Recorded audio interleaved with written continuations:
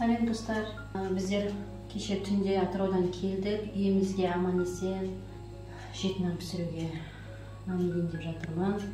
Кешегі біздің елімізде болған оқиға енді адамның жанына батып жатыр.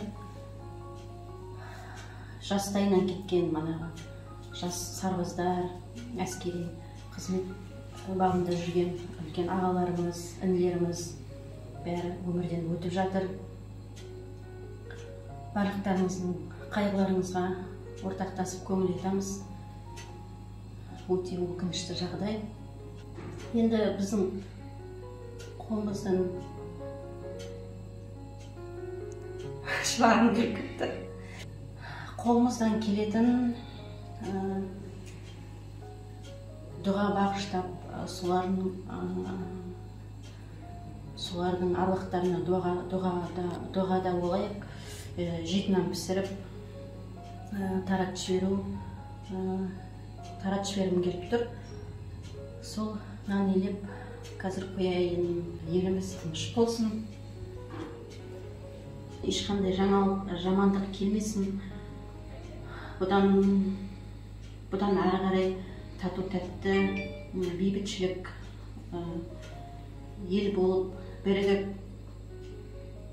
жақсы ашық аспанда өмір сүрейік дегім келеді. Жет нан илеп тастайын деп, жет нан илеп алып.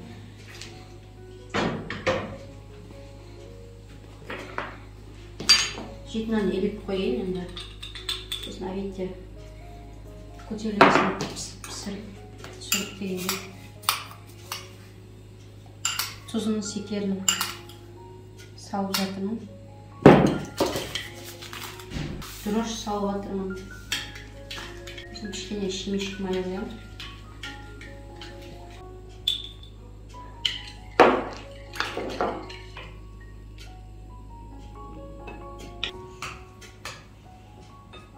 Осындай бейбітшілік заманда жастарымыз, үлкендерімізде ішінде бұндай бейбітшілік заманда бұндай болады деп кім ойлаған? Соғыс кезінде енді болды ондай жағдайлар. Енді мынандай бейбітшілік заманда бәрі адамдар өстіп кәдімгі бұрын телевизордан көретін едік қой, шетелдерде қырылып соғыс болып жатқан.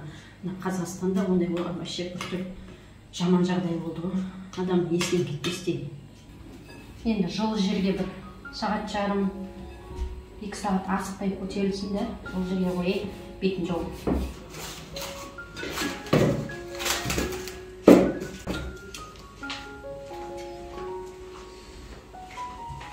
Мына жерде теплый пол бар. Әрі мына пардың қасы жылы болсын, осы жерге қойып қояйын. Бетін бірдеңе жауып қойайық. Аның күшті ол көтеріп, басып барады екен. Ондай ол көтеріп тұр.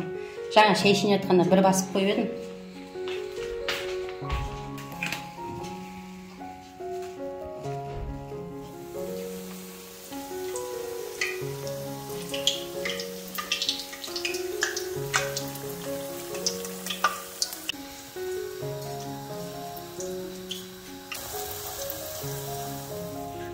Жет нанымыз дайын болды. Қазір папаны алып келіп дұға оқытып жіберейін. Қабыл болсын.